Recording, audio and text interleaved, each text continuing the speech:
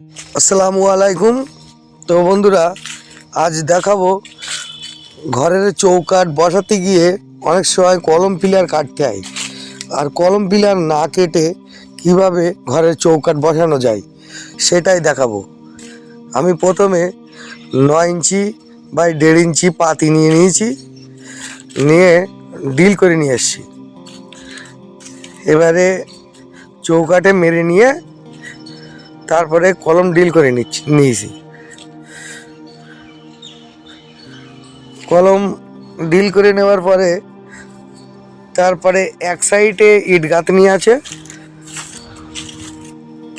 আমি 3 জায়গায় খুঁড়ে নিয়েছি, নিয়ে সেই সাইডে কেলাম মেরে নিয়েছি চৌকাঠে। আর কলম পিলারের সাইডটা ডিল করে নিয়েছি। সেই পাতিতে যে জায়গায় ডিল করা আছে সেই জায়গায় ডিল করে নিয়েছি, নিয়ে ওই দেখেন চৌকাঠে সেই পাতিগুলো মেরে নিয়েছি।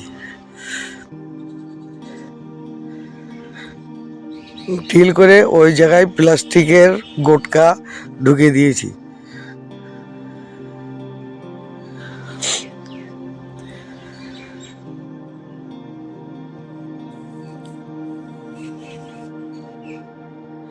প্লাস্টারে গোটকা ঢোকানো হয়ে গিয়েছে, এবারে ফ্রেমটা দাঁড় করিয়েছি। দেখা যাচ্ছে ক্ল্যাম্পগুলো একদম কলমে সেটে আছে। ফ্রেমটা ভালো করে দাঁড় করে নিতে হবে, লেবেল করে এবং ওলন করে দাঁড় করে নিয়েছি।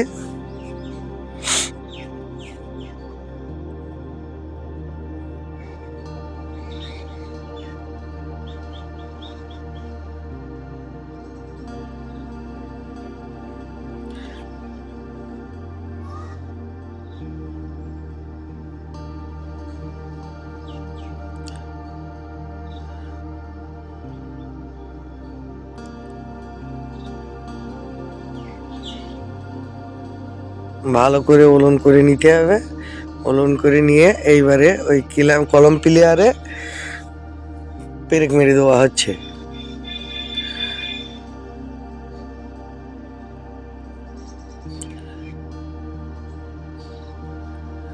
এগুলো স্টিল পেরেক, যা কখনোই জং আসবে না সেই পেরেক।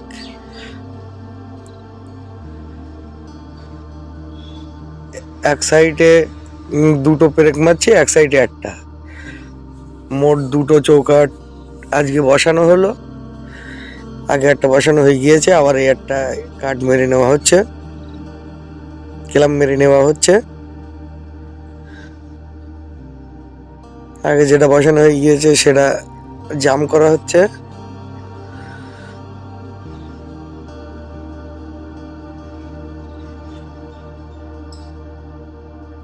তবে পদ্ধতিটা মনে হচ্ছে সবার ভালো লাগবে। কলম পিলার না কেটে চৌকাঠ বসানো।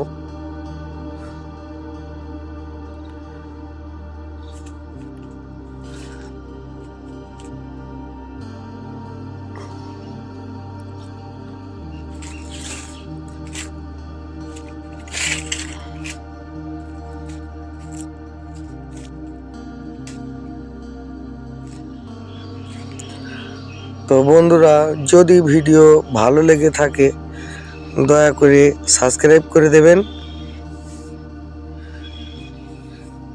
আর লাইক শেয়ার কমেন্ট করবেন। কাজটা কেমন হলো কমেন্টে জানাবে।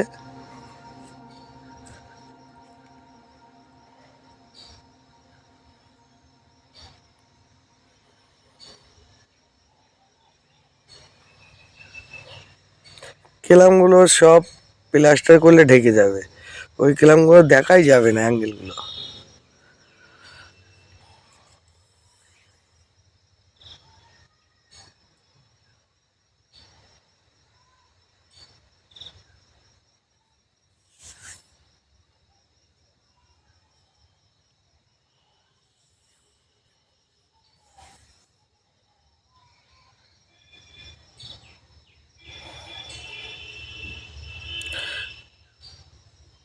এরকম নতুন নতুন ভিডিও সবার আগে পৌঁছে যাবে যদি আপনি সাবস্ক্রাইব করে রাখেন।